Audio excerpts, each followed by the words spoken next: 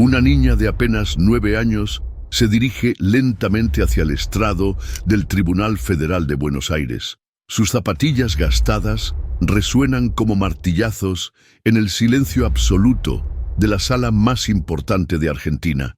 En sus manos pequeñas lleva una carpeta roja que contiene 312 páginas de evidencia capaz de destruir las carreras de más de 30 funcionarios públicos. Los abogados defensores, vestidos con trajes que cuestan más que el salario anual de una familia trabajadora, la observan con terror mal disimulado. ¿Cómo es posible que esta pequeña criatura, que debería estar jugando en una plaza, tenga el poder de enviar a prisión a algunos de los políticos más influyentes del país? Lo que vas a escuchar hoy desafía toda lógica.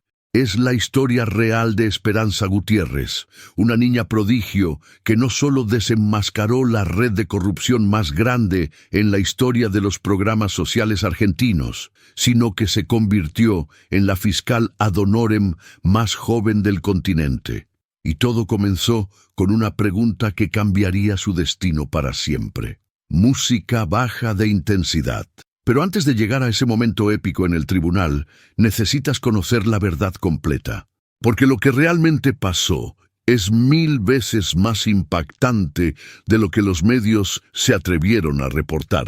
Para entender esta historia extraordinaria, tenemos que viajar a Villa 2124, en el corazón del sur de Buenos Aires, Argentina, en el año 2022. Un laberinto de casas de chapa y ladrillos que se extiende como un mar de supervivencia, donde las familias que migran desde el interior del país buscan oportunidades que el campo ya no puede ofrecerles. En este universo de lucha diaria vivía la familia Gutiérrez. Carmen, una mujer de 32 años, que había llegado desde Santiago del Estero con el sueño de darles educación a sus hijos, trabajaba limpiando oficinas en el microcentro porteño. Cada madrugada, a las 4:30 am, tomaba 3 colectivos para llegar a los rascacielos donde los ejecutivos ganaban en un día lo que ella en un mes entero. Roberto, su marido, había perdido su trabajo en el campo cuando las multinacionales compraron las tierras donde trabajaba desde niño. Ahora se ganaba la vida como albañil en construcciones informales, sus manos curtidas levantando casas para familias que podían pagar lo que él nunca podría soñar. Y luego estaban los niños. Matías, de 12 años, un chico responsable que cuidaba a sus hermanos cuando sus padres trabajaban turnos dobles. Luna, de 7 años, una niña alegre que soñaba con ser maestra para enseñar a todos los chicos del barrio. Y en el centro de todo, Esperanza. Esperanza era imposible de ignorar. Desde muy pequeña, cuando otros niños jugaban con muñecas recicladas, ella se sentaba en un rincón leyendo cualquier papel que encontrara. Diarios viejos, volantes publicitarios, facturas de servicios. A los 6 años ya resolvía cuentas que Matías no podía hacer. A los 8 cuestionaba a los maestros sobre inconsistencias en sus explicaciones, con una educación que desconcertaba a los adultos. Pero lo que realmente la distinguía no era solo su inteligencia sobrenatural, era su obsesión con la justicia. Esperanza no podía tolerar las desigualdades, por más pequeñas que fueran. Si veía que un compañero no tenía merienda, compartía la suya sin dudar. Si notaba que un maestro favorecía a ciertos estudiantes, lo confrontaba directamente con esa honestidad brutal que solo poseen los niños. Sus padres, Carmen y Roberto, estaban orgullosos, pero preocupados. En Villa 21, sobresalir demasiado podía ser peligroso. Las familias que hacían muchas preguntas, que desafiaban el orden establecido, o que se metían donde no debían, a menudo se encontraban con problemas que iban más allá de lo económico. Y tenían razón en preocuparse, porque lo que estaba por descubrir Esperanza no solo pondría en riesgo su vida, sino que revelaría una red de corrupción que se extendía desde los comedores escolares de su barrio hasta las oficinas ministeriales de Puerto Madero.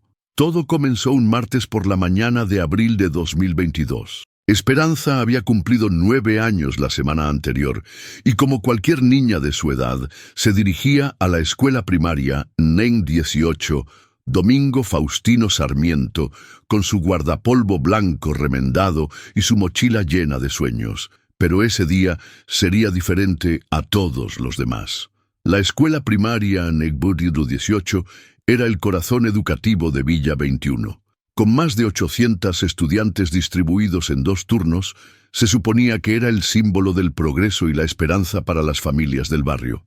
El gobierno había invertido millones de pesos en programas de alimentación escolar, becas estudiantiles y mejoras de infraestructura. Sin embargo, en los últimos meses, algo extraño estaba sucediendo. Las familias habían comenzado a notar irregularidades que no tenían explicación. El comedor escolar, que debería alimentar a 800 niños diariamente, de repente solo tenía comida para 300. Las computadoras prometidas para el aula de informática nunca llegaron, pero los fondos habían sido ejecutados correctamente. Los baños llevaban un año roto, a pesar de que se habían aprobado 4 presupuestos diferentes para repararlos. Pero lo más grave eran los rumores sobre las becas estudiantiles del programa Progresar. Dinero destinado a ayudar a las familias más vulnerables para que sus hijos pudieran estudiar, simplemente desaparecía. Mientras las madres hacían colas interminables en oficinas municipales para preguntar por subsidios que nunca llegaban, alguien se estaba enriqueciendo con la desesperación de los más pobres.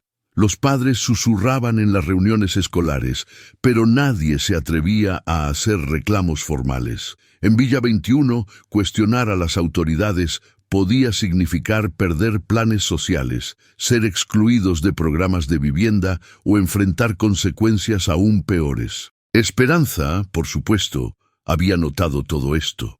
Con esa capacidad de observación que la caracterizaba, había estado conectando detalles que los adultos preferían ignorar. Había visto cómo su madre contaba monedas para comprarle un sándwich cuando el comedor escolar estaba cerrado por reparaciones. Había observado a compañeros desmayarse durante las clases de educación física porque no habían desayunado. Había notado que los hijos de las familias con contactos políticos siempre tenían acceso a las becas y subsidios, mientras las familias trabajadoras como la suya vivían en la incertidumbre constante. Y había visto algo más: el auto nuevo de la directora, la señora Marta Herrera. Un Toyota Corolla 0 kilómetro que costaba más de lo que una maestra podría ganar en 5 años de trabajo. Pero el momento decisivo llegó esa mañana de martes, cuando Esperanza fue testigo de algo que cambiaría su vida para siempre. Había llegado temprano a la escuela porque le gustaba estudiar en silencio antes de que comenzaran las clases. Mientras caminaba por el pasillo hacia su aula, escuchó voces provenientes de la oficina de administración. La puerta estaba ligeramente abierta y la curiosidad natural de Esperanza la llevó a acercarse. Lo que escuchó la dejó paralizada. Los inspectores del ministerio van a venir la próxima semana preguntando por los 2 millones del programa de alimentación, decía una voz que reconoció como la de la secretaria administrativa, señora López. Ya preparé los recibos falsos. Compramos comida por 400.000 y reportamos 2 millones, como siempre. ¿Y qué hacemos con las becas fantasma?, preguntó otra voz, que Esperanza identificó como la del vicedirector, señor González. Esas son perfectas, respondió López con una risa que le heló la sangre a la niña. Creamos 200 estudiantes ficticios con documentos falsos. Cada uno recibe 15.000 pesos mensuales de beca. Son 3 millones por mes que van directo a nuestras cuentas. Y la directora está al tanto de todo. Estás loco. Esto fue idea de Marta. Ella tiene contactos hasta en el Ministerio de Desarrollo Social. Esta red maneja más de 40 escuelas en la provincia de Buenos Aires. Estamos hablando de más de 800 millones de pesos anuales. Esperanza sintió que el mundo se desplomaba a su alrededor. No eran solo irregularidades administrativas, era un robo sistemático y organizado que condenaba a miles de familias a la pobreza perpetua. Un robo que mantenía a los niños con hambre mientras los funcionarios se compraban autos de lujo. Y en ese momento, algo se encendió dentro de ella.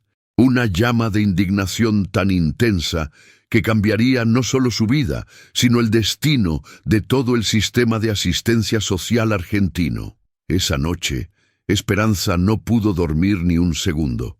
Las palabras que había escuchado en la oficina administrativa se repetían en su mente como una pesadilla interminable. Mientras su familia dormía en el pequeño departamento de 2 ambientes que compartían con otra familia, ella permanecía despierta, procesando la magnitud de lo que había descubierto. Pero Esperanza no era una niña común. Donde otros habrían sentido miedo o desesperanza, ella sintió algo diferente, una determinación ardiente que parecía consumirla desde adentro. A la mañana siguiente, tomó una decisión que parecería imposible para cualquier niña de 9 años. Decidió que iba a hacer algo al respecto. No sabía exactamente cómo, pero sabía que no podía quedarse en silencio mientras robaban el futuro de miles de familias como la suya. Su primer instinto fue contarles a sus padres. Durante el desayuno, mientras Carmen preparaba mate cocido con leche en polvo y Roberto revisaba los clasificados buscando trabajo, Esperanza respiró profundamente. Pa, comenzó con esa seriedad que siempre los desconcertaba. Tengo que contarles algo muy importante sobre mi escuela. Les contó todo. Cada palabra que había escuchado, cada cifra robada, cada mentira documentada. Habló de los millones desviados del comedor escolar, de las becas fantasma, de la red de corrupción que se extendía por toda la provincia de Buenos Aires. Sus padres la escucharon en silencio absoluto, con expresiones que pasaron de la sorpresa al terror y finalmente a una desesperación profunda. «Hijita», dijo Carmen, tomando las pequeñas manos de su hija entre las suyas, marcadas por años de trabajo con productos de limpieza. «Lo que nos contás es muy peligroso. Acá en Argentina, la gente que denuncia estas cosas a veces desaparece, o le sacan todos los planes sociales y los dejan en la calle», añadió Roberto, su voz temblorosa. «Espe, mi amor, sé que tenés buenas intenciones, pero esta gente tiene mucho poder. Tienen contactos en el gobierno, plata para callarnos o destruirnos». Pero Esperanza no aceptó esa respuesta. Esa noche, después de que todos se durmieron, encendió la linterna de su celular básico y comenzó a escribir en un cuaderno que había apartado de sus útiles escolares. No escribió solo lo que había escuchado. Con una metodicidad que impresionaría a cualquier investigador profesional, comenzó a documentar todo lo que había observado durante meses. Fechas exactas de cuando el comedor dejó de funcionar correctamente, nombres de compañeros que se desmayaban de hambre durante las clases, listas de familias que nunca recibieron las becas prometidas, observaciones sobre cambios sospechosos en el estilo de vida del personal administrativo. Pero Esperanza sabía que documentar no era suficiente. Necesitaba entender cómo funcionaba el sistema, cómo se suponía que debían administrarse esos recursos, cuáles eran los mecanismos legales para denunciar estos crímenes. Y esa fue la noche que cambió todo. La noche en que una niña de 9 años decidió convertirse en la fiscal más joven de la historia argentina. Cambio de tono, más misterioso. Al día siguiente, en lugar de ir al parque como todos los sábados, Esperanza caminó hasta la Biblioteca Popular Juana Azurduy, un edificio humilde, pero lleno de libros que había sido construido por vecinos del barrio que creían en el poder de la educación. La bibliotecaria de turno, la señora Elena Morales, una mujer de 45 años con anteojos de marco grueso y una pasión infinita por ayudar a los niños del barrio, se sorprendió al ver a la pequeña Esperanza acercarse a su escritorio con tanta determinación un sábado por la mañana. «Buenos días, señora Elena», dijo Esperanza con esa formalidad que siempre usaba con los adultos. Necesito libros sobre leyes argentinas, específicamente sobre administración de programas sociales y corrupción en instituciones públicas. La señora Elena parpadeó varias veces, convencida de que había escuchado mal. «Perdón, querida, ¿dijiste leyes argentinas?» «Sí, señora, leyes argentinas. También necesito información sobre el Código Penal, procedimientos para hacer denuncias ante la justicia, y, si es posible, casos precedentes sobre corrupción en programas sociales». La bibliotecaria se quitó los anteojos, los limpió cuidadosamente y se los volvió a poner, como esperando que eso hiciera que la petición sonara más normal. «Esperanza, mi amor», dijo finalmente, «esos son temas muy complicados, incluso para estudiantes universitarios. ¿No te gustaría mejor algunos libros de cuentos? Acaba de llegar una colección nueva de...» «No, señora Elena», interrumpió Esperanza con firmeza. «Necesito los libros de leyes. Es urgente». Algo en la intensidad de la mirada de la niña convenció a la señora Elena de que esto no era un capricho infantil. Después de varios minutos de búsqueda en su catálogo artesanal, regresó con una pila de libros polvorientos que pesaba más que la propia Esperanza. Constitución Nacional Argentina, Código Penal de la Nación, Ley de Administración Financiera, Manual de Programas Sociales del Estado, títulos que harían temblar a cualquier estudiante de Derecho. Pero Esperanza los recibió como si fueran los tesoros más preciados del universo. «Gracias, señora Elena», dijo, intentando cargar la pila que era casi tan alta como ella. «Los devuelvo en 2 semanas». «Esperanza», la llamó la bibliotecaria mientras la niña se dirigía hacia la mesa de lectura en el rincón más silencioso de la biblioteca. «Si no entendés algo, podés preguntarme, dale». La pequeña se volteó con una sonrisa que mezclaba inocencia infantil con una determinación que era completamente adulta. «No se preocupe, señora Elena. Voy a entender todo. Tengo que hacerlo. Miles de familias dependen de eso». Los siguientes días en el departamento de los Gutiérrez fueron surrealistas. Mientras Matías jugaba fútbol en la canchita del barrio y Luna ayudaba a Carmen doblando ropa limpia, Esperanza se había transformado en algo que no tenía nombre en ningún diccionario. Una niña investigadora, fiscal, estudiante de derecho, todo condensado en un cuerpo de 9 años. Se levantaba a las 5:00 a.m., una hora antes que su madre, y se sentaba en la mesa de la cocina con sus libros de leyes y 3 cuadernos que había etiquetado meticulosamente evidencias, leyes aplicables y plan de acción. Sus padres observaban esta transformación con una mezcla de asombro y terror existencial. Carmen encontraba a su hija menor leyendo artículos de la Constitución Nacional mientras ella preparaba el desayuno familiar. «Hijita», le preguntó una mañana mientras le servía un vaso de leche, «¿estás segura de que esto es lo que querés hacer? Todavía sos una nena. Tendrías que estar jugando con tus amigas, mirando dibujitos». Esperanza levantó la vista de un capítulo sobre administración fraudulenta y miró a su madre con esos ojos oscuros que siempre parecían contener demasiada sabiduría para su edad. «Ma», dijo con una paciencia que parecía imposible en alguien de 9 años, «las otras nenas del barrio no saben que les están robando su derecho a la educación y a la comida. Pero yo sí lo sé, y ahora que lo sé, no puedo actuar como si no hubiera pasado nada». Pero lo que realmente impactaba a su familia no era solo su dedicación obsesiva, era su capacidad de comprensión. Esperanza no solo leía los textos legales, los devoraba, los analizaba, los memorizaba y los aplicaba a la situación específica de su escuela con una precisión que habría impresionado a abogados con décadas de experiencia. En su cuaderno Leyes Aplicables, había comenzado a construir algo que parecía el trabajo de un estudio jurídico especializado. Sección A. Fundamentos constitucionales violados. Artículo 14. Derecho de enseñar y aprender. Artículo 75, inciso 19. Desarrollo humano y progreso económico. Artículo 42. Derechos de usuarios y consumidores.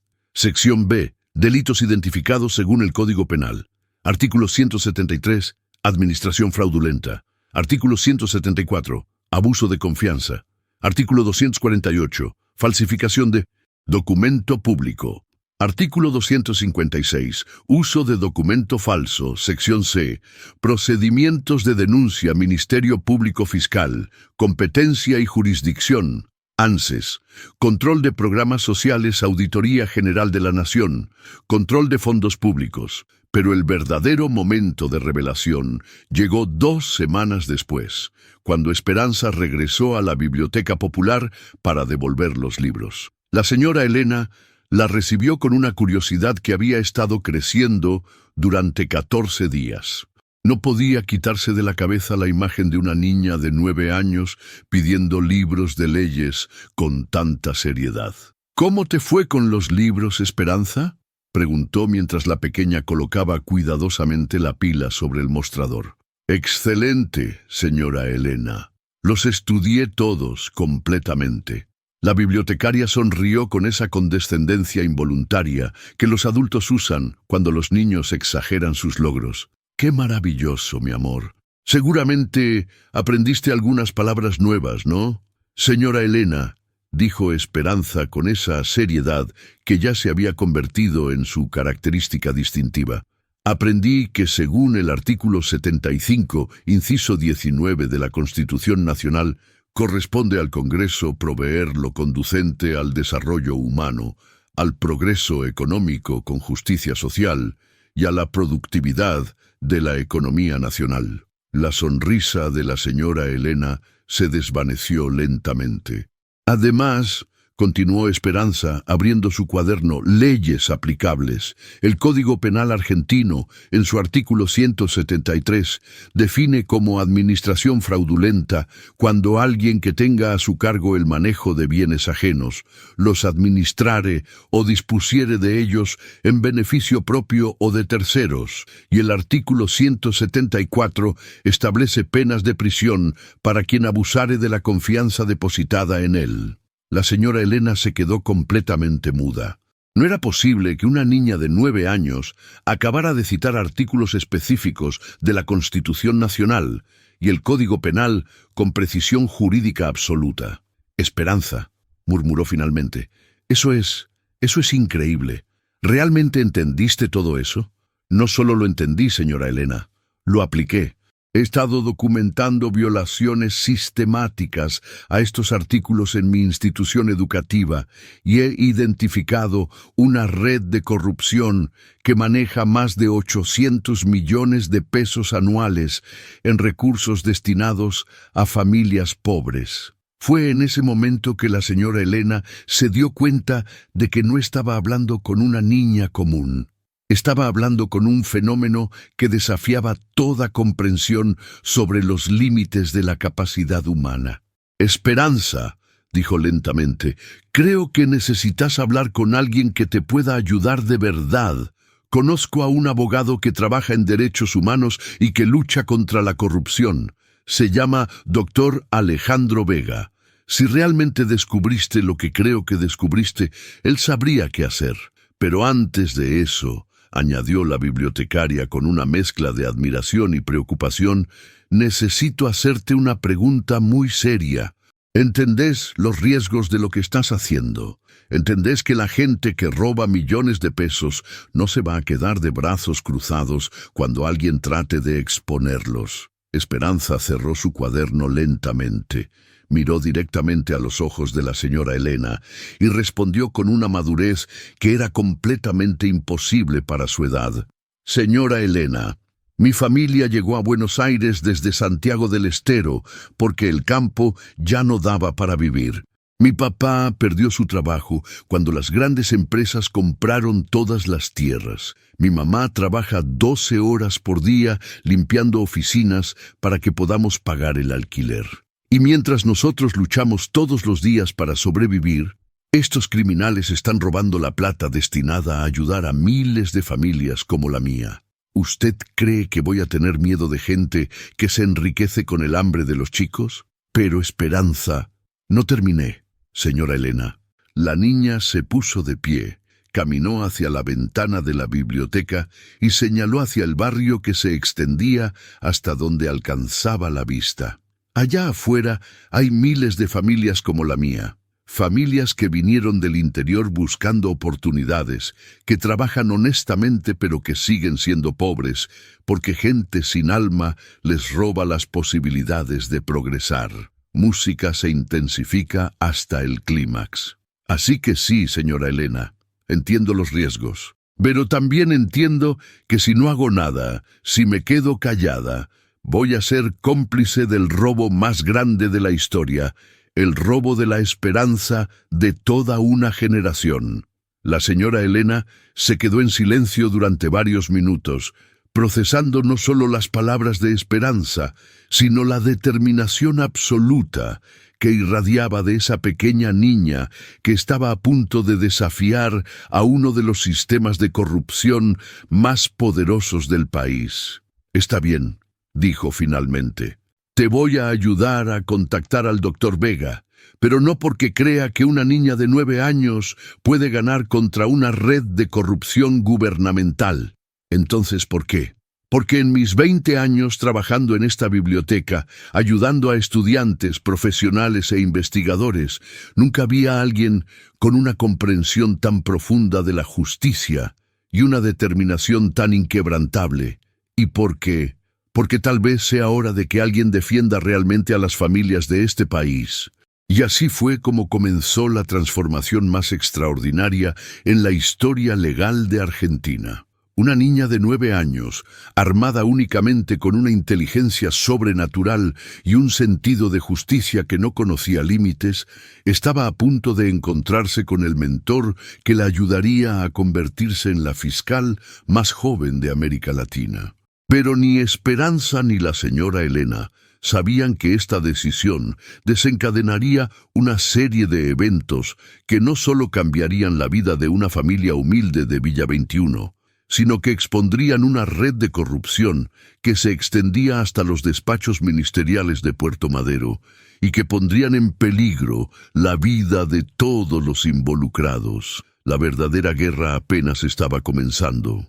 Y lo que sucedería en las próximas semanas sería tan extraordinario que cambiaría para siempre la forma en que Argentina entiende los límites de la determinación humana. El doctor Alejandro Vega no era un hombre fácil de impresionar. A sus 48 años había visto todo lo que el sistema judicial argentino podía ofrecer, desde corruptos que compraban jueces con maletines llenos de dólares, hasta víctimas de injusticias tan brutales que le quitaban el sueño durante semanas. Su oficina en el barrio de San Telmo parecía el búnker de un guerrero legal. Paredes cubiertas con diplomas, fotografías con víctimas de violaciones a los derechos humanos y estanterías repletas de códigos legales marcados con notas manuscritas que revelaban décadas de batallas jurídicas. Vega había dedicado su vida a 2 obsesiones: defender a los más vulnerables y exponer la corrupción gubernamental. Había logrado enviar a prisión a 23 funcionarios públicos, recuperado más de 150 millones de pesos robados del erario público, y se había convertido en la pesadilla de todo político que confundiera el cargo público con una oportunidad de enriquecimiento personal. Pero también había pagado un precio personal altísimo. Su dedicación obsesiva a la justicia le había costado su matrimonio, la relación con sus hijos y varios intentos de intimidación que lo obligaron a contratar seguridad privada. Era exactamente el tipo de hombre que no tenía tiempo para perder con casos sin fundamento. Por eso, cuando la señora Elena Morales lo llamó un miércoles por la tarde, hablándole de una niña de 9 años que había descubierto una red de corrupción, su primera reacción fue educada pero clara. No tenía tiempo para fantasías infantiles. «Señora Morales», le había dicho con esa paciencia profesional que reservaba para casos imposibles, «aprecio su llamada, pero mi agenda está completamente llena con casos reales. Tal vez la niña podría participar en algún programa educativo sobre ciudadanía». «Doctor Vega», lo interrumpió Elena, con una firmeza que lo sorprendió. Esta niña me citó artículos específicos de la Constitución Nacional y del Código Penal con más precisión que muchos abogados. Y claims haber documentado violaciones sistemáticas que involucran más de 800 millones de pesos. El silencio del otro lado de la línea se extendió por varios segundos. En su experiencia, las personas que inventaban historias nunca mencionaban cifras tan específicas y menos aún citaban artículos legales con precisión. ¿Dijo 800 millones de pesos? Preguntó finalmente. Eso es lo que ella calculó, doctor. Y no son números al azar. Tiene documentación, fechas, nombres, métodos, todo organizado en 3 cuadernos que parecen el trabajo de un estudio jurídico profesional. Algo en el tono de Elena convenció a Vega de que, al menos, valía la pena una reunión exploratoria. En el peor de los casos, perdería 1 hora de su tarde. En el mejor, bueno, hacía años que no tenía un caso realmente interesante. «Está bien», dijo finalmente. «Traiga a la niña mañana a las 3:00 p.m., pero solo tengo 30 minutos». Al día siguiente, cuando Elena Morales llegó a la oficina acompañada de una niña pequeña, con guardapolvo escolar y una mochila que parecía pesar más que ella, Vega sintió una puntada de culpa. La pequeña Esperanza se veía tan frágil, tan obviamente fuera de lugar en esa oficina llena de documentos legales y fotografías de casos criminales, que se preguntó si no habría cometido un error al acceder a la reunión. «Buenos días, doctor Vega», dijo Esperanza con esa formalidad que siempre sorprendía a los adultos. «Muchas gracias por recibirme. Sé que su tiempo es muy valioso». «Hola, Esperanza», respondió Vega, ajustando su tono para hablarle a una niña. «Elena me contó que tenés algunas preocupaciones sobre tu escuela. ¿Por qué no me contás qué está pasando?» Esperanza se sentó en la silla frente al escritorio, abrió su mochila y extrajo sus 3 cuadernos con una precisión que ya comenzaba a intrigar al abogado. «Doctor Vega», comenzó, abriendo el primer cuaderno, «he documentado violaciones sistemáticas al artículo 75, inciso 19 de la Constitución Nacional. Específicamente en la administración fraudulenta de programas sociales destinados a familias en situación de vulnerabilidad económica». El abogado parpadeó varias veces. Había esperado una queja típica sobre maestros malhumorados o comida fea en el comedor escolar, no una exposición constitucional con terminología jurídica perfecta. ¿Podrías repetir eso?» «Por supuesto», respondió Esperanza, como si fuera la cosa más natural del mundo. «El artículo 75, inciso 19, establece que corresponde al Congreso proveer lo conducente al desarrollo humano, al progreso económico con justicia social y a la productividad de la economía nacional. Los programas sociales que se administran en mi institución educativa están violando sistemáticamente este mandato constitucional». Vega se inclinó hacia adelante en su silla, toda condescendencia desapareciendo de su expresión. «Esperanza», dijo lentamente, «eso que acabas de decir, ¿de dónde lo aprendiste?» «De la Constitución Nacional, doctor. La estudié completamente durante las últimas 2 semanas, junto con el Código Penal y la Ley de Administración Financiera». El abogado miró a Elena, quien asintió con una expresión que mezclaba orgullo y preocupación existencial. «Está bien», dijo Vega, decidiendo seguir el juego. «Supongamos que realmente entendés estos conceptos. ¿Qué evidencia concreta tenés de estas violaciones?» Y entonces Esperanza hizo algo que cambió completamente la dinámica de la reunión. Abrió su cuaderno Evidencias y comenzó a presentar un caso que habría impresionado a fiscales con décadas de experiencia. «El 12 de abril de 2022, comenzó, leyendo de sus notas perfectamente organizadas, escuché a la secretaria administrativa, señora López, confesando la creación de documentos falsos para justificar el desvío de 1.6 millones de pesos del programa de alimentación escolar. Específicamente mencionó la compra de comida por 400,000 pesos, mientras reportaba gastos por 2 millones. Vega sintió que algo frío le recorría la columna vertebral. Los números eran demasiado específicos, los detalles demasiado precisos para ser inventados. Además, continuó Esperanza, pasando páginas de su cuaderno, he documentado la existencia de 200 beneficiarios ficticios del programa Progresar, cada uno recibiendo 15,000 pesos mensuales, lo que representa un desvío de 3 millones de pesos mensuales o 36 millones anuales solo en esta institución. Y esto, añadió la niña, abriendo su segundo cuaderno, es solo una escuela. Según la conversación que escuché, esta red maneja más de 40 instituciones educativas en la provincia de Buenos Aires, lo que calcularía en aproximadamente 800 millones de pesos anuales desviados de programas sociales. El doctor Vega se quedó completamente mudo durante varios minutos. En 25 años de ejercicio profesional, había visto muchas denuncias de corrupción, pero nunca una presentación tan meticulosa, tan bien documentada, y menos aún de alguien que no había cumplido 10 años. Esperanza, dijo finalmente, con una voz que había perdido toda condescendencia, esto que me estás mostrando, si es real, estamos hablando de uno de los casos de corrupción más grandes en la historia de los programas sociales argentinos. Lo sé, doctor Vega, por eso necesito su ayuda.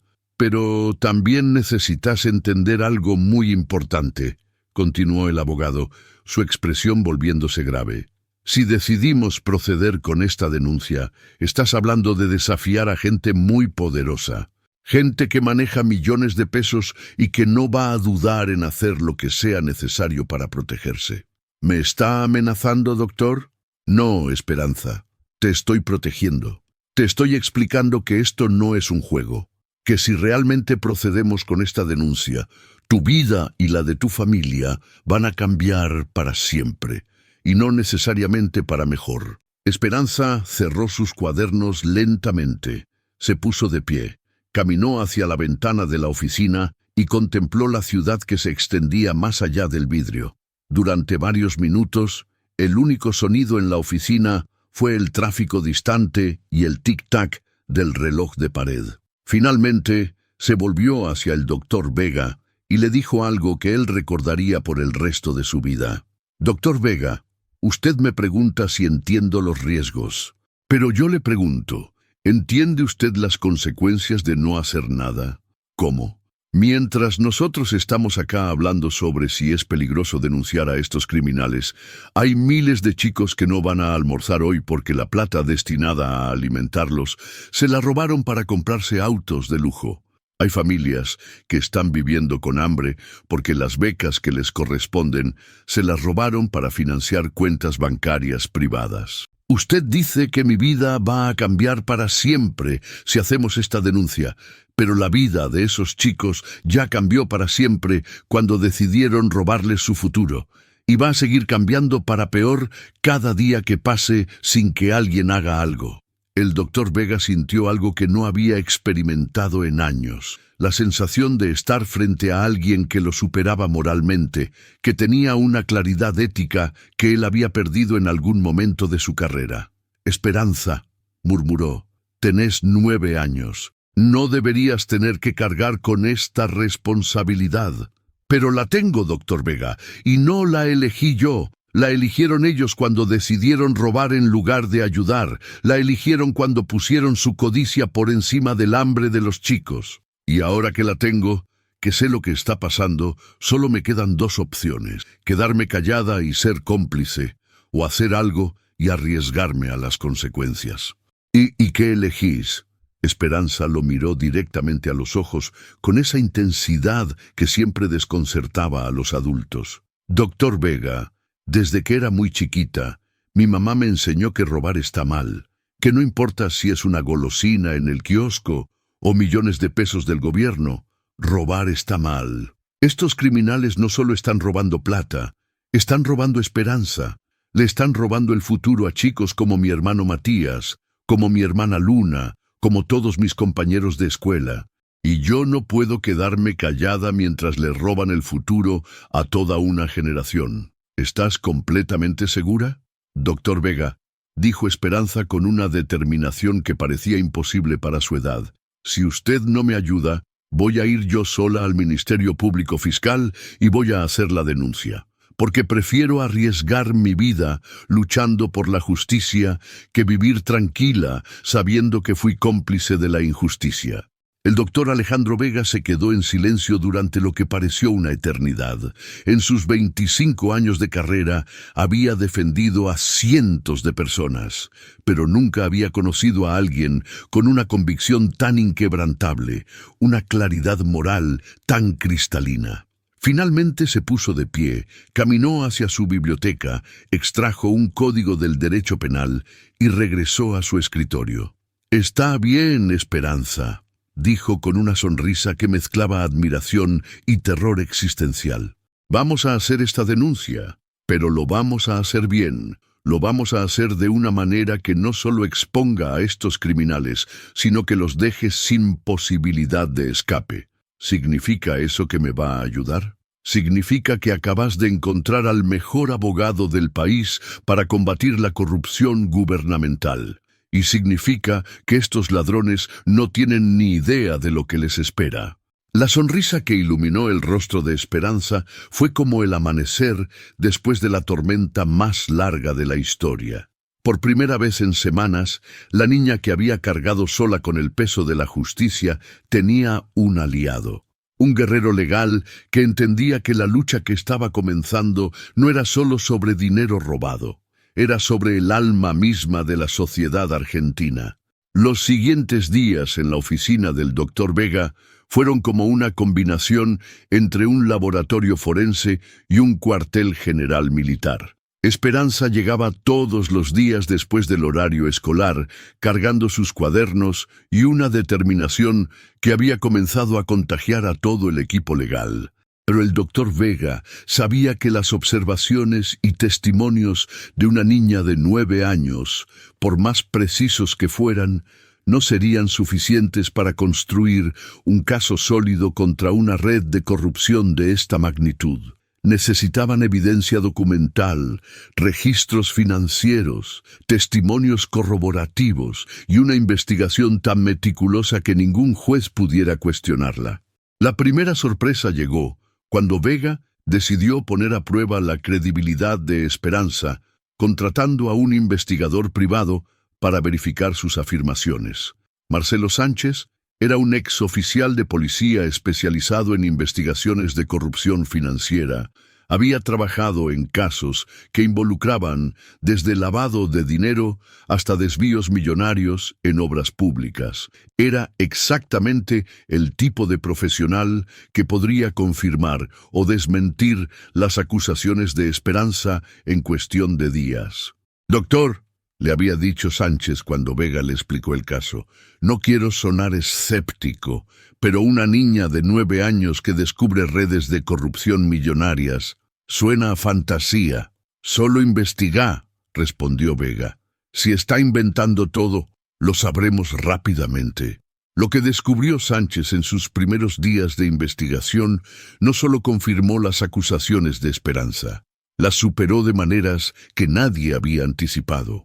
Los registros bancarios de la directora Marta Herrera revelaron movimientos financieros imposibles de justificar con su salario de maestra. Depósitos mensuales de hasta 150,000 pesos que no correspondían a ninguna fuente de ingresos legítima.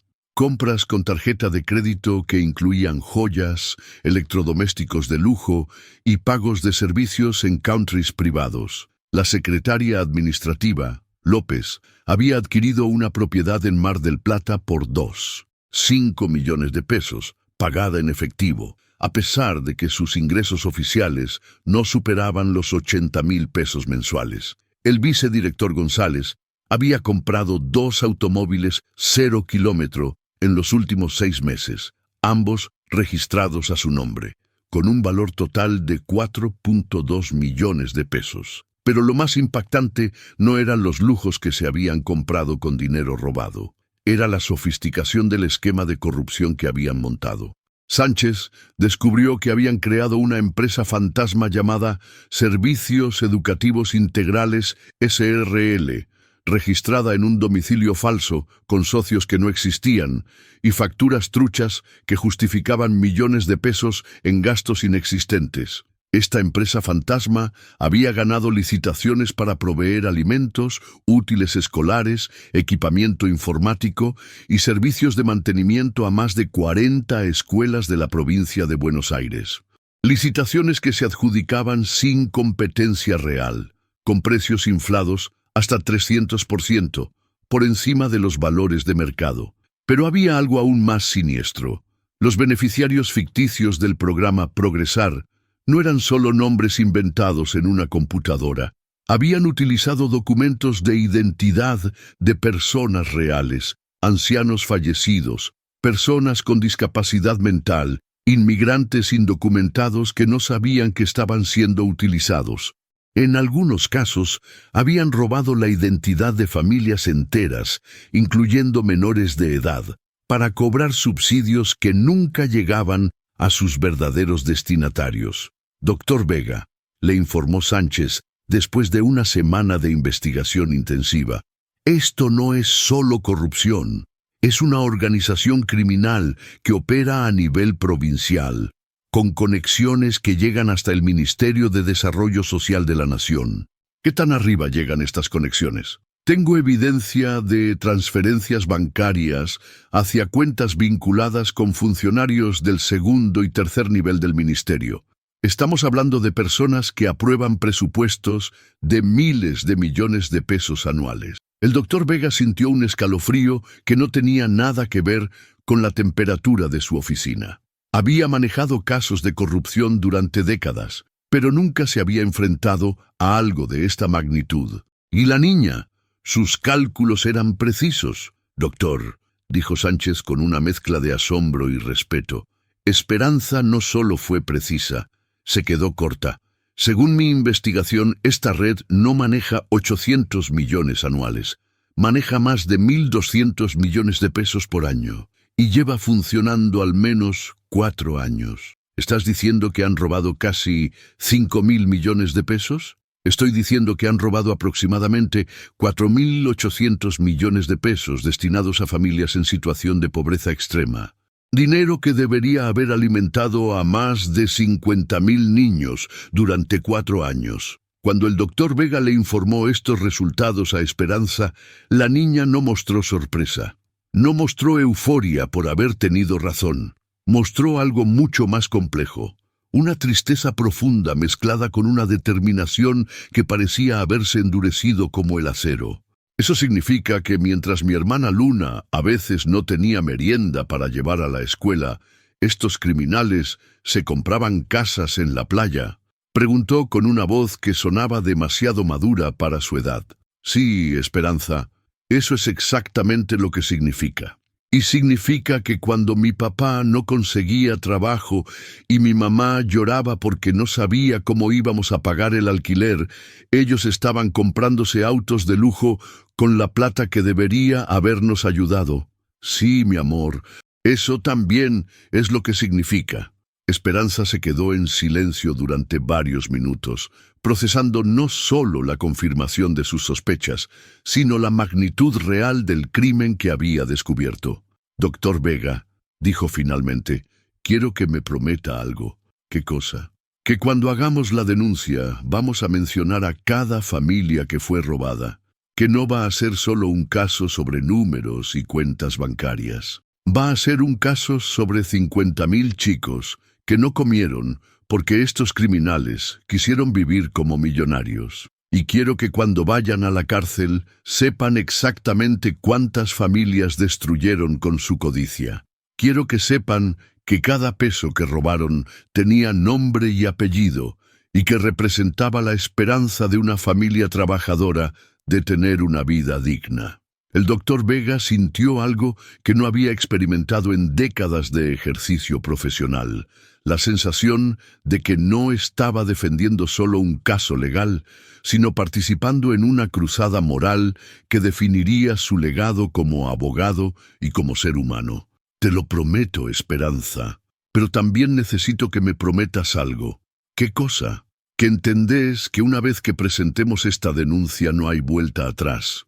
Que esta gente va a hacer todo lo posible para destruirnos, intimidarnos y silenciarnos, y que necesitas estar preparada para la lucha más difícil de tu vida. Esperanza se puso de pie, caminó hacia la ventana de la oficina, contempló el barrio de San Telmo que se extendía más allá del vidrio, y luego se volvió hacia el doctor Vega con una sonrisa que mezclaba la inocencia de una niña con la determinación de una guerrera. Doctor Vega, estos criminales cometieron un error muy grande cuando decidieron robarle a las familias pobres. ¿Cuál error? Pensaron que íbamos a quedarnos callados para siempre. Pensaron que podían seguir robando sin consecuencias porque la gente humilde no tiene poder para defenderse. Abatai. Y no sabían que entre todas esas familias humildes había una nena que estudió leyes durante 2 semanas, que documentó todos sus crímenes y que no le tiene miedo a nada ni a nadie cuando se trata de defender la justicia. Así que sí, doctor Vega, estoy lista para la lucha más difícil de mi vida, porque del otro lado de esta lucha están 50.000 familias que merecen justicia, y por ellas estoy dispuesta a luchar contra quien sea necesario. Y en ese momento, tanto el doctor Vega como el investigador Sánchez supieron que estaban presenciando algo histórico, el nacimiento de la fiscal más joven de América Latina y el comienzo de la batalla legal más épica en la historia de Argentina. El lunes 2 de mayo de 2022 será recordado como uno de los días más extraordinarios en la historia del sistema judicial argentino. No porque ese día se resolviera un caso histórico, sino porque ese día una niña de 9 años caminó hacia el Palacio de Tribunales de Buenos Aires llevando en sus manos una denuncia que cambiaría para siempre la forma en que Argentina combate la corrupción. Esperanza había pasado el fin de semana preparándose para este momento con una meticulosidad que habría impresionado a fiscales con décadas de experiencia. Había revisado cada página de evidencia, había memorizado cada artículo legal aplicable y había ensayado su presentación frente al espejo hasta que cada palabra sonara perfecta. Pero no estaba nerviosa. Por primera vez en semanas, Esperanza se sentía completa, como si toda su vida hubiera sido una preparación para este momento exacto. El doctor Vega, por el contrario, no había dormido en 3 días. Había revisado y revisado cada detalle legal, cada procedimiento, cada posible objeción que los abogados defensores podrían presentar. Sabía que tenían un caso sólido, pero también sabía que estaban a punto de enfrentar a la maquinaria legal más poderosa del país. Esperanza, le había dicho esa mañana, mientras se dirigían al Palacio de Tribunales. Una vez más te pregunto, ¿estás completamente segura de que querés hacer esto? Doctor Vega, había respondido ella con esa serenidad que siempre lo desconcertaba. Hace 3 semanas que tengo pesadillas pensando en los 50.000 chicos que no están comiendo porque estos criminales se robaron su comida. Hoy, finalmente, voy a poder dormir tranquila sabiendo que hice lo correcto. El fiscal federal, doctor Eduardo Morales, había accedido a recibir la denuncia después de una llamada personal del doctor Vega. Morales era conocido por su inflexibilidad con los casos de corrupción gubernamental, pero también por su escepticismo hacia denuncias que parecían demasiado extraordinarias para ser verdaderas. Cuando vio entrar a su oficina a una niña de 9 años acompañada por uno de los abogados más respetados del país, su primera reacción fue de confusión genuina. «Doctor Vega», dijo mientras los invitaba a sentarse, «cuando me dijo que traería a la denunciante, no me imaginé que sería una niña». completó Esperanza con esa formalidad que siempre utilizaba con funcionarios. Fiscal Morales, entiendo su sorpresa, pero la edad de quien denuncia un crimen no cambia la gravedad del crimen denunciado. El fiscal Morales se quedó mudo durante varios segundos. En 18 años de carrera, nunca había escuchado a alguien de 9 años utilizar terminología jurídica con esa precisión. Muy bien, dijo finalmente, abriendo una carpeta sobre su escritorio. Cuénteme exactamente qué considera que ha descubierto. Y entonces Esperanza hizo algo que el fiscal Eduardo Morales recordaría por el resto de su carrera. Abrió su cuaderno de evidencias y comenzó a presentar el caso más documentado, más meticuloso y más devastador que había visto en décadas de trabajo en el Ministerio Público.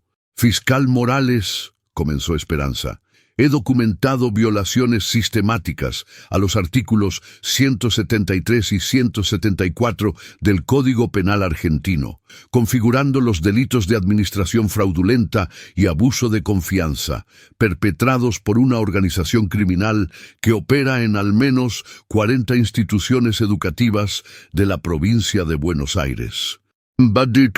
La organización, continuó, pasando páginas de su cuaderno con precisión quirúrgica, utiliza una empresa fantasma llamada Servicios Educativos Integrales SRL para justificar desvíos de fondos públicos destinados a programas de alimentación escolar, becas estudiantiles y mejoras de infraestructura educativa. El monto total defraudado, según documentación bancaria verificada por investigador privado certificado, asciende a 4.800 millones de pesos argentinos, distribuidos en un periodo de 4 años, afectando directamente a 50.000 familias en situación de vulnerabilidad socioeconómica. El fiscal Morales había dejado de tomar notas y simplemente observaba a Esperanza con una expresión que mezclaba asombro profesional con incredulidad existencial. Esperanza, interrumpió suavemente, lo que me estás diciendo, ¿de dónde obtuviste toda esta información? De observación directa, fiscal Morales. Escuché confesiones explícitas de los perpetradores, documenté inconsistencias en la administración de recursos y analicé patrones de comportamiento que evidenciaban actividades criminales sistemáticas. ¿Y entendés la gravedad de las acusaciones que estás haciendo? Fiscal Morales, respondió Esperanza, cerrando su cuaderno y mirándolo directamente a los ojos. Entiendo que estoy acusando a funcionarios públicos de robarle 4.800 millones de pesos a familias que a veces no tienen para comprar pan. Entiendo que estoy exponiendo una red criminal que condenó a miles de chicos a vivir con hambre, para que ellos pudieran comprarse casas y autos de lujo. Y entiendo, añadió con una firmeza que era completamente imposible para su edad, que si usted no actúa inmediatamente, estos criminales van a seguir robando y más familias van a sufrir las consecuencias de su inacción. El fiscal, Eduardo Morales, se quedó en silencio durante lo que pareció una eternidad.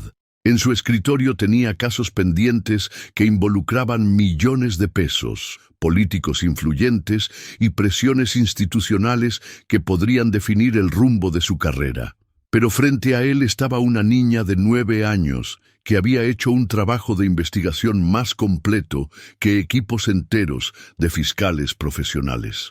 Una niña que había arriesgado todo para defender a familias que ni siquiera la conocían. Esperanza, dijo finalmente, con una voz que se había vuelto profundamente seria. En mis 18 años como fiscal federal nunca recibí una denuncia tan bien documentada, tan meticulosamente preparada y tan moralmente urgente. ¿Significa eso que va a proceder con la investigación? ¿Significa que vas a convertirte en la testigo principal del caso de corrupción más importante de la última década? ¿Significa que vamos a proceder con una investigación federal que involucrará al FBI argentino, a la AFIP y a todos los recursos del Estado para desmantelar esta organización criminal? ¿Y significa que los criminales van a ir a la cárcel? Esperanza, dijo el fiscal Morales, con una sonrisa que mezclaba admiración y determinación absoluta. Con la evidencia que me trajiste y la investigación que vamos a hacer, estos criminales no solo van a ir a la cárcel, van a devolver hasta el último peso que robaron y van a convertirse en el ejemplo de que en Argentina nadie puede robarle a las familias pobres sin enfrentar las consecuencias. La sonrisa que iluminó el rostro de Esperanza fue como el sol saliendo después de la tormenta más larga de la historia. Por primera vez en meses, la niña que había cargado sola con el peso de la justicia sabía que había encontrado no solo aliados, sino guerreros dispuestos a luchar hasta las últimas consecuencias. «Fiscal Morales», dijo Esperanza, poniéndose de pie y extendiendo su pequeña mano para despedirse, «muchas gracias por creer en mí, muchas gracias por defender a las familias trabajadoras de este país». «No, Esperanza», respondió el fiscal, estrechando su mano con un respeto que reservaba para los héroes más grandes de la historia. «Gracias a vos por recordarme por qué decidí ser fiscal. Gracias por demostrarme que la justicia no tiene edad y que la valentía no tiene límites». Y cuando Esperanza salió de esa oficina, acompañada por el doctor Vega y seguida por la determinación de todo el sistema judicial argentino, sabía que había cambiado no solo su destino, sino el destino de miles de familias que finalmente tendrían justicia. La guerra había comenzado oficialmente y los criminales no tenían ni idea de lo que les esperaba. La tranquilidad duró exactamente 48 horas. El miércoles 4 de mayo, 2 días después de presentar la denuncia que haría historia, Esperanza se despertó con una sensación extraña. Era como si el aire mismo hubiera cambiado, como si algo invisible pero peligroso se hubiera instalado en Villa 2124. Su primera señal de alarma llegó cuando su madre, Carmen, recibió una llamada telefónica a las 6:00 am. «¿Aló?», respondió Carmen con esa voz somnolienta de quien acaba de despertar. Silencio del otro lado de la línea. «¿Aló? ¿Quién habla?» «Señora Gutiérrez», dijo una voz masculina que sonaba deliberadamente distorsionada. «Sabemos lo que su hija está haciendo y sabemos dónde viven ustedes». Carmen sintió que la sangre se le helaba en las venas. «¿Quién es usted? ¿Qué quiere?» «Queremos que su hija deje de meterse donde no la llaman. Queremos que retire la denuncia que hizo. Y queremos que se olvide de todo lo que cree que sabe. No sé de qué me habla». «Señora Gutiérrez», interrumpió la voz con una frialdad que le dio escalofríos, «no se haga la tonta. Su hija Esperanza presentó una denuncia en el Ministerio Público Fiscal hace 2 días. Una denuncia que está causando muchos problemas a mucha gente importante. Y esa gente importante», continuó la voz, «no va a permitir que una niña inmadura destruya años de trabajo y millones de pesos en inversiones». Carmen comenzó a temblar sin poder controlarse. ¿Qué quieren que haga?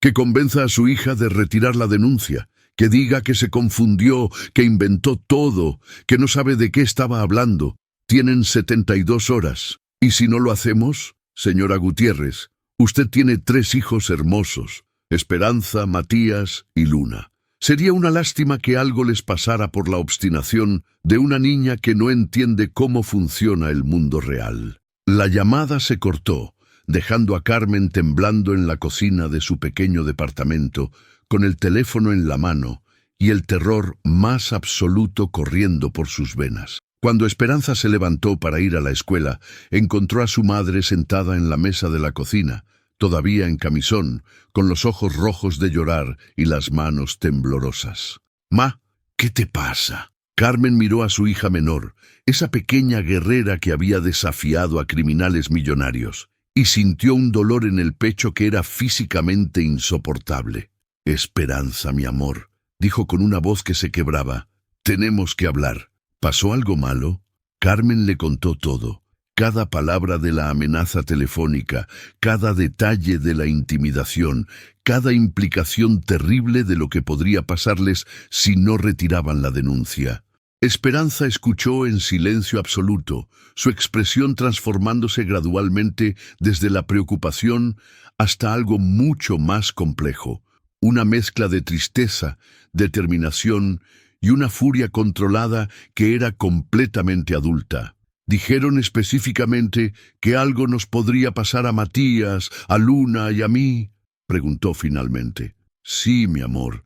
Dijeron que sería una lástima que algo les pasara por tu obstinación. Esperanza se quedó en silencio durante varios minutos, procesando no solo la amenaza directa, sino las implicaciones de lo que estaba sucediendo. Los criminales ya sabían de la denuncia, ya estaban tomando medidas para protegerse, y ya habían decidido que una niña de 9 años era una amenaza lo suficientemente seria como para intimidar a su familia. «Ma», dijo finalmente, con una calma que era completamente imposible para la situación. ¿Sabes lo que esta llamada me dice? ¿Qué cosa, hijita? Me dice que tenía razón, que estos criminales son exactamente tan peligrosos como pensé. Y me dice que estamos en el camino correcto para exponerlos. Música se vuelve más intensa. Esperanza. Amenazaron con hacernos daño. Sí, ma. Amenazaron con hacernos daño porque saben que vamos a ganar, porque saben que tenemos evidencia suficiente para mandarlos a la cárcel por el resto de sus vidas. Pero, mi amor, son gente muy peligrosa. Ma, interrumpió Esperanza, tomando las manos temblorosas de su madre entre las suyas. Estos criminales cometieron un error muy grande. ¿Cuál error? Pensaron que amenazarnos nos iba a dar miedo. Pensaron que íbamos a retirar la denuncia para protegernos. ¿Y no vamos a hacerlo? Esperanza se puso de pie, caminó hacia la ventana de la cocina que daba al barrio donde había crecido y contempló las casas humildes que se extendían hasta donde alcanzaba la vista. Casas llenas de familias trabajadoras que luchaban todos los días para sobrevivir. Familias como la suya. Ma, dijo sin darse vuelta, si retiramos la denuncia, estos criminales van a seguir robando. Van a seguir condenando a miles de familias a la pobreza para enriquecerse ellos. Pero si no la retiramos, vamos a demostrar que en Argentina las familias trabajadoras no se dejan intimidar por ladrones millonarios. Vamos a demostrar que la justicia es más fuerte que las amenazas. Esperanza se volvió hacia su madre con esa determinación que había comenzado a definir toda su personalidad. Ma, entiendo que tengas miedo. Es normal tener miedo cuando gente peligrosa te amenaza. Pero ¿sabes qué me da más miedo que estas amenazas? ¿Qué cosa? Me da más miedo vivir en un país donde los criminales pueden robar miles de millones de pesos sin consecuencias. Me da más miedo pensar que Luna y Matías van a crecer en un lugar donde ser honesto es peligroso y ser ladrón es rentable. Me da más miedo, continuó con una voz que se había vuelto inquebrantable, quedarme callada y ser cómplice de que otros chicos pasen hambre porque unos criminales quisieron vivir como millonarios. Carmen observó a su hija menor. Esa pequeña de 9 años que hablaba con la sabiduría de alguien que había vivido décadas y sintió algo que no había experimentado nunca, orgullo absoluto mezclado con terror existencial. ¿Qué querés que hagamos, hijita? Quiero que llamemos inmediatamente al doctor Vega y al fiscal Morales.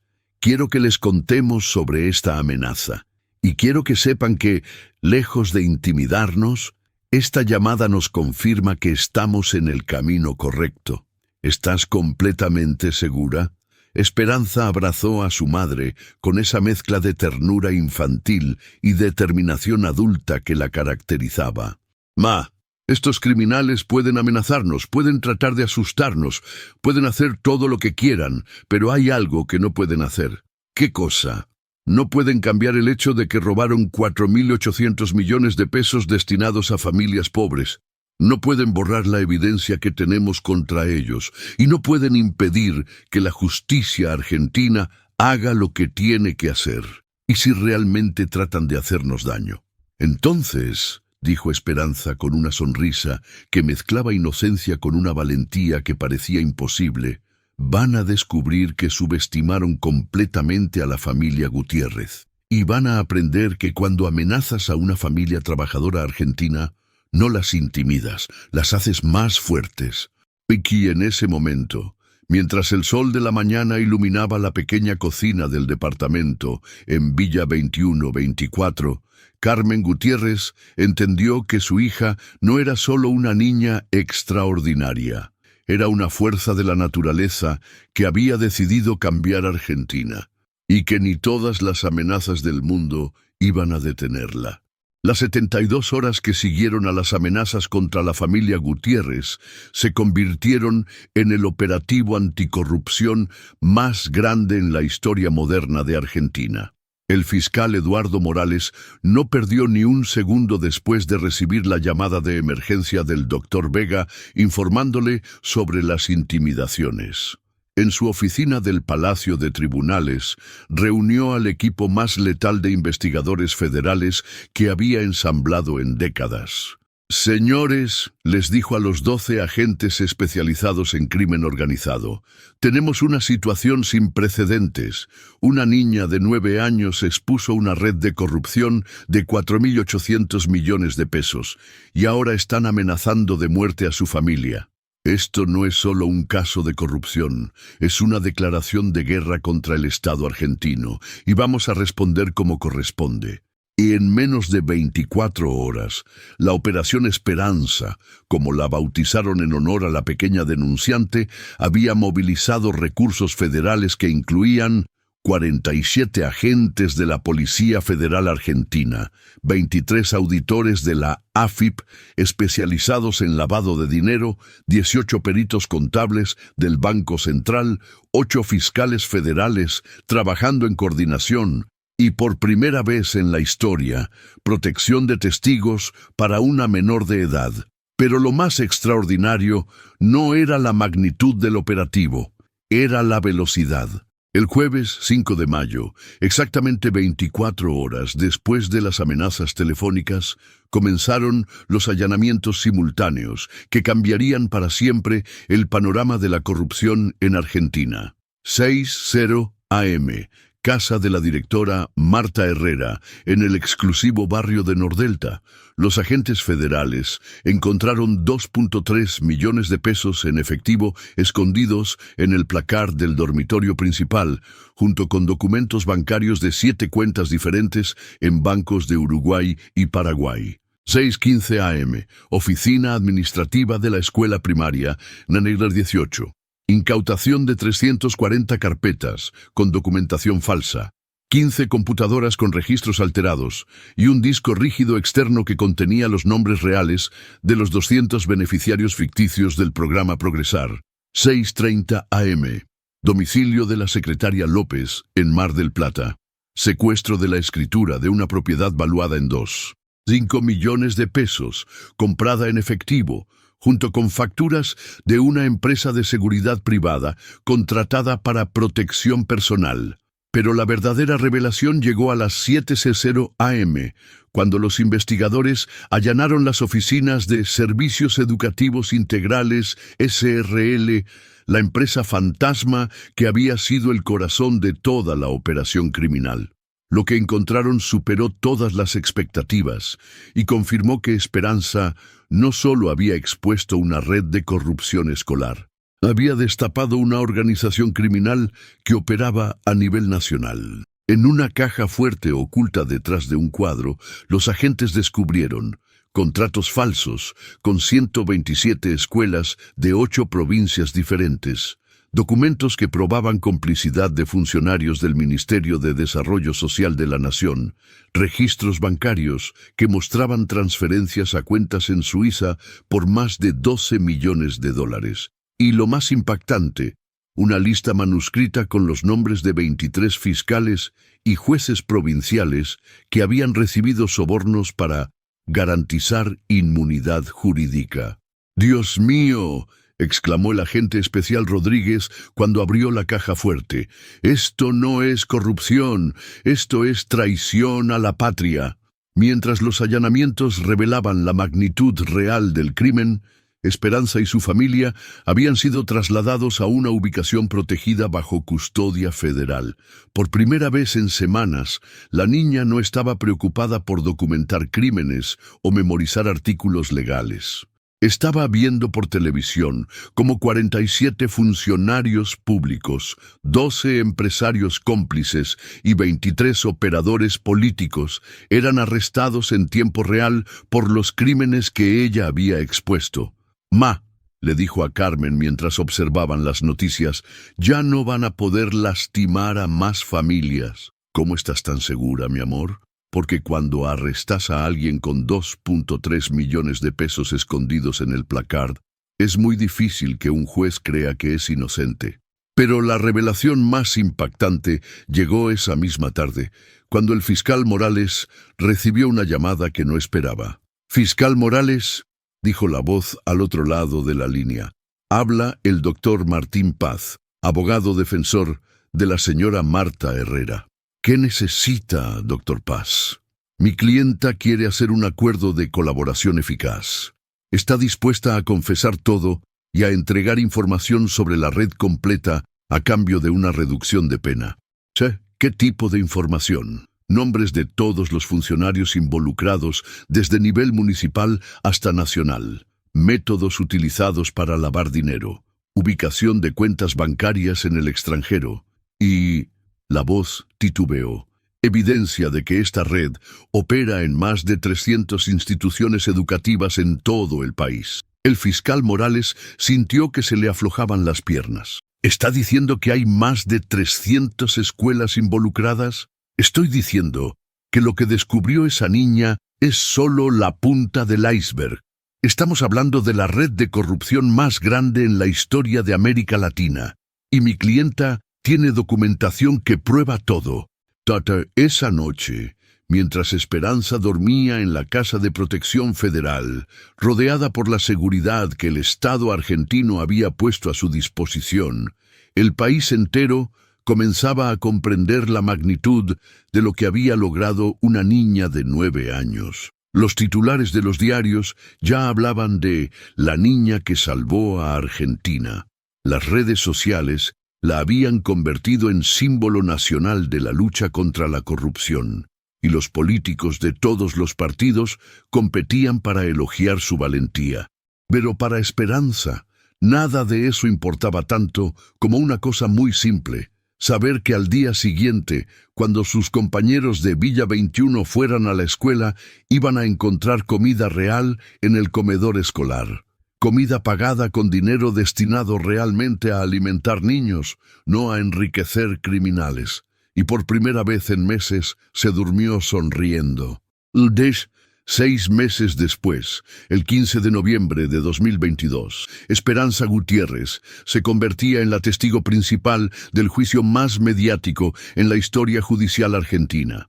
El Tribunal Oral Federal Negrero I había tenido que mudarse al Palacio de Justicia más grande del país para acomodar a los 847 periodistas nacionales e internacionales, los 23 abogados defensores, los 12 fiscales federales y las 156 víctimas que habían decidido presentarse como querellantes. Pero todos los ojos estaban puestos en una sola persona, una niña de 10 años que había crecido 15 centímetros durante la investigación, pero que conservaba esa determinación inquebrantable que había caracterizado toda su cruzada por la justicia. Los números finales de la investigación habían superado incluso las estimaciones más pesimistas. 347 instituciones educativas involucradas en 12 provincias, 11.400 millones de pesos defraudados durante 6 años, 127.000 familias directamente afectadas, 67 funcionarios públicos procesados, 23 empresarios cómplices detenidos, 89 millones de dólares recuperados de cuentas en el extranjero. Argentina había descubierto que no se enfrentaba a un caso de corrupción. Se enfrentaba a un Estado paralelo que había funcionado durante años, robando recursos destinados a los más vulnerables. El juez presidente, doctor Alejandro Ramos, un magistrado con 35 años de experiencia que había presidido juicios contra genocidas y narcotraficantes, admitió después que nunca había sentido tanta presión como el día que le tocó tomar declaración a Esperanza. «Señorita Gutiérrez», le dijo con esa formalidad que el protocolo judicial exigía, «antes de comenzar, ¿entiende usted la importancia de decir la verdad en este tribunal?» «Sí, señor juez», respondió Esperanza con esa seriedad que ya había conquistado a todo el país.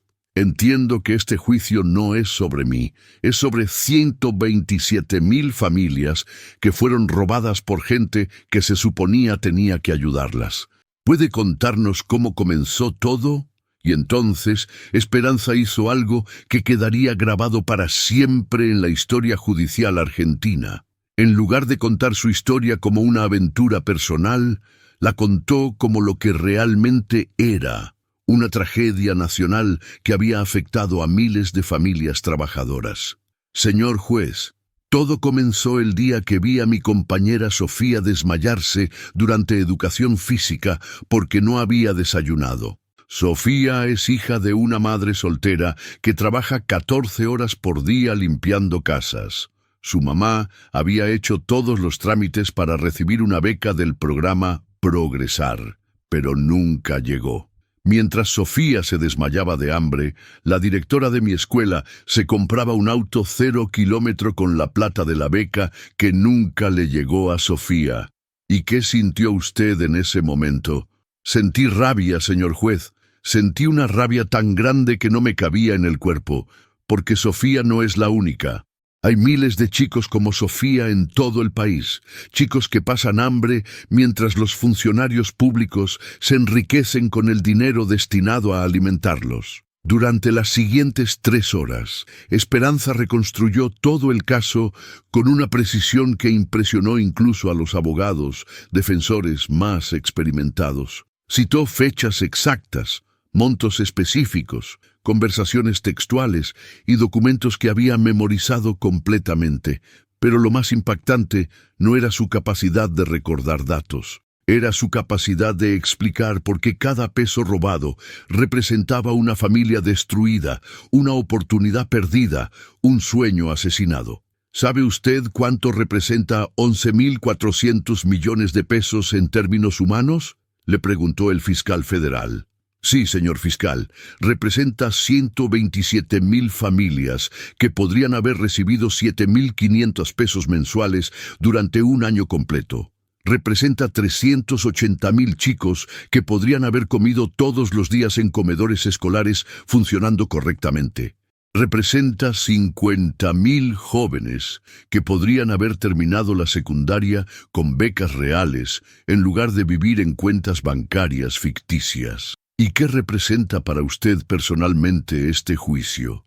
Esperanza se quedó en silencio durante varios minutos, mirando hacia la zona donde estaban sentados los acusados, 67 personas que habían decidido enriquecerse con el hambre de los niños argentinos. «Señor fiscal, este juicio representa la demostración de que en Argentina la justicia no tiene edad, ni clase social, ni limitaciones cuando se trata de defender a los más vulnerables. Representa la prueba de que una niña de Villa 21 puede enfrentarse a criminales millonarios y ganar si tiene la verdad de su lado. Representa», añadió con una voz que se había vuelto inquebrantable, «el mensaje más importante para todos los funcionarios corruptos del país, que no importa cuánto poder tengan, no importa cuánta plata manejen, no importa a cuánta gente amenacen, si roban a las familias trabajadoras, van a enfrentar las consecuencias». «¿Algo más que quiera agregar, señorita Gutiérrez?» Esperanza se puso de pie, miró directamente a los 67 acusados que habían estado evitando su mirada durante todo el juicio y pronunció las palabras que definirían su legado. «Quiero que sepan que no los odio. Los odio sería muy fácil, pero no los odio. Los compadezco, porque son personas que tuvieron la oportunidad de ayudar a miles de familias, de cambiar vidas, de ser héroes, y eligieron ser ladrones. Eligieron el camino más fácil, más cobarde, más miserable. Eligieron robar en lugar de servir. Eligieron la codicia en lugar de la compasión. Y ahora van a pasar el resto de sus vidas sabiendo que una niña de 10 años tuvo más valor, más integridad y más amor por su país que todos ustedes juntos. Espero que cuando estén en la cárcel, cada noche antes de dormir, recuerden el rostro de cada chico que pasó hambre por su codicia, y espero que eso los ayude a convertirse en mejores personas. Cuando Esperanza terminó su declaración y regresó a su asiento, algo extraordinario sucedió en el Tribunal Oral Federal en Dega-1. Los 847 periodistas presentes se pusieron de pie y comenzaron a aplaudir. Luego se sumaron los abogados querellantes. Después, los funcionarios judiciales. Finalmente, incluso algunos de los abogados defensores se unieron al aplauso. Por primera vez en la historia judicial argentina, un tribunal completo ovacionó de pie a un testigo. Y mientras los aplausos resonaban en la sala más importante del país, todos sabían que acababan de presenciar no solo el testimonio más extraordinario en la historia legal argentina, sino el nacimiento de un símbolo nacional que inspiraría a generaciones enteras de jóvenes a luchar por la justicia. La niña de Villa 21 había logrado algo que parecía imposible. Había unido a todo un país en la convicción de que la corrupción podía ser vencida y de que la justicia no tenía límites de edad. El 18 de diciembre de 2022, a las 11:47 am, el juez Alejandro Ramos pronunció las palabras que marcarían un antes y un después en la historia de la justicia argentina. Habiendo analizado exhaustivamente las pruebas presentadas, los testimonios brindados y la documentación incautada, este tribunal declara culpables a los 67 procesados por los delitos de administración fraudulenta, asociación ilícita, lavado de activos y defraudación al Estado argentino. Las condenas van desde 8 años de prisión efectiva para los funcionarios de menor rango, hasta 25 años de prisión efectiva para los cabecillas de esta organización criminal, incluyendo a la señora Marta Herrera, el señor López y el señor González. El estruendo que siguió a estas palabras fue ensordecedor.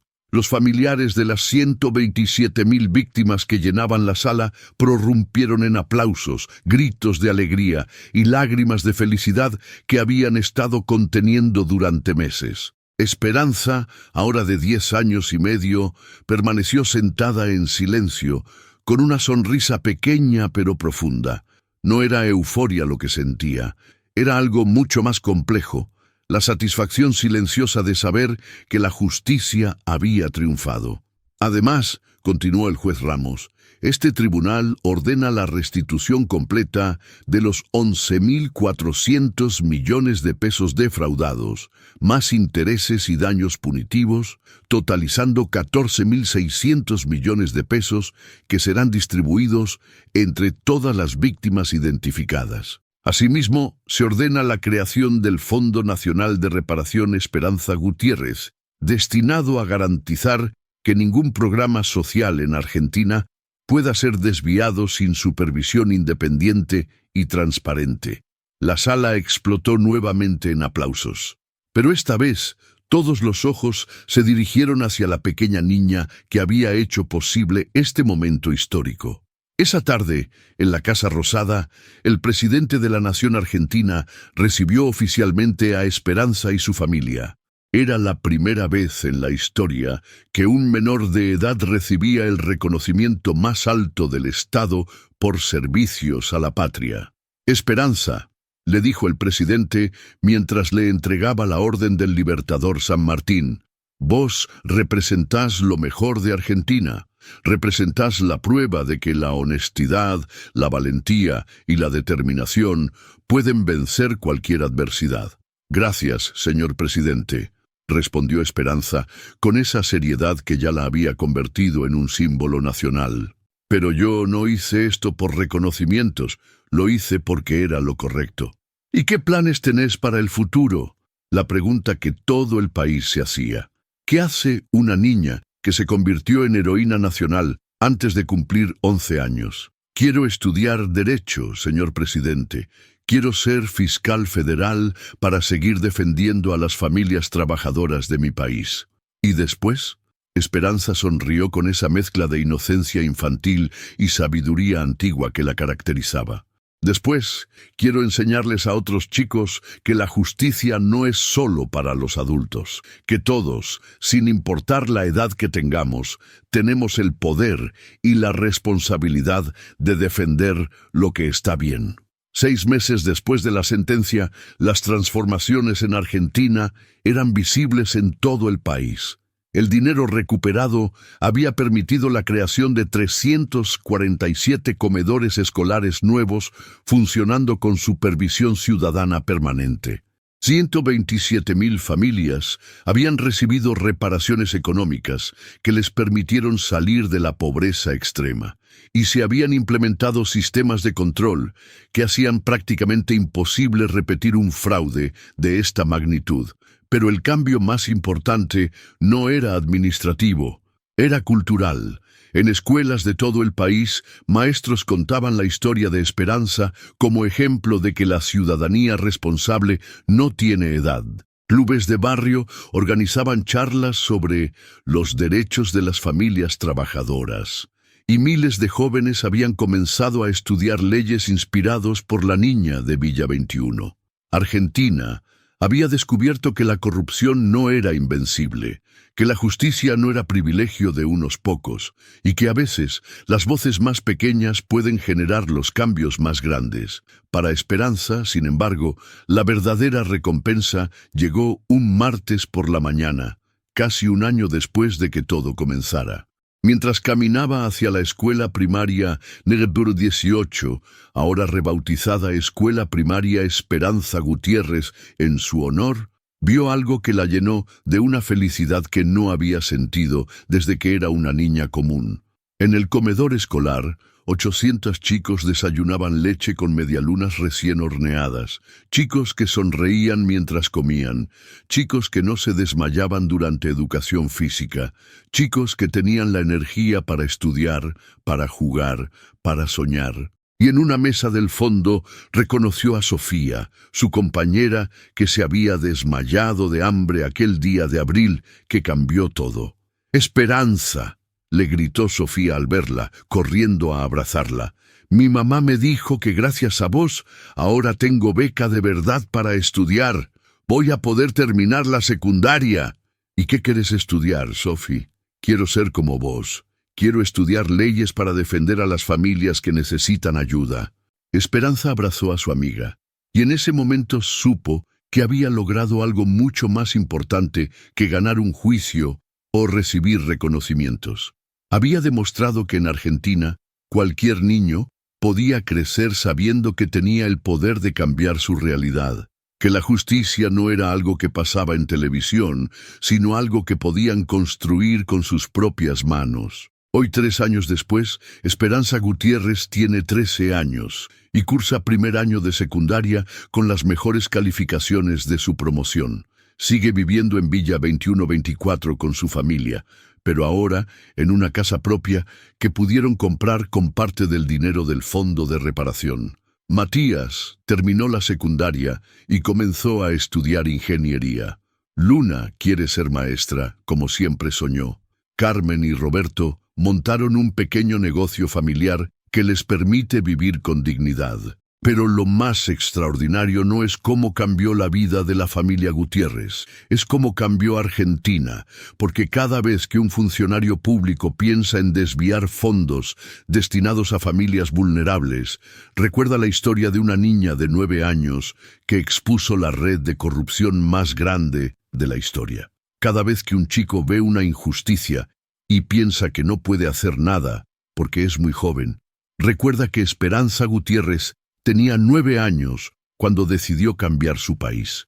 Y cada vez que alguien dice que la corrupción es invencible, que los poderosos siempre ganan, que la justicia no existe, Argentina entera responde con una sola voz: Pregúntenle a los 67 criminales que están en la cárcel gracias a una niña de Villa 21 si la justicia no existe. Esta es la historia real de Esperanza Gutiérrez, la niña que derribó un imperio de corrupción con una sola arma, la verdad. Una historia que demuestra que la edad no determina el impacto que podemos tener en el mundo.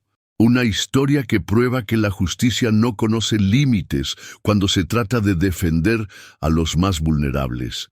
Y una historia que nos recuerda que a veces los héroes más grandes vienen en los paquetes más pequeños.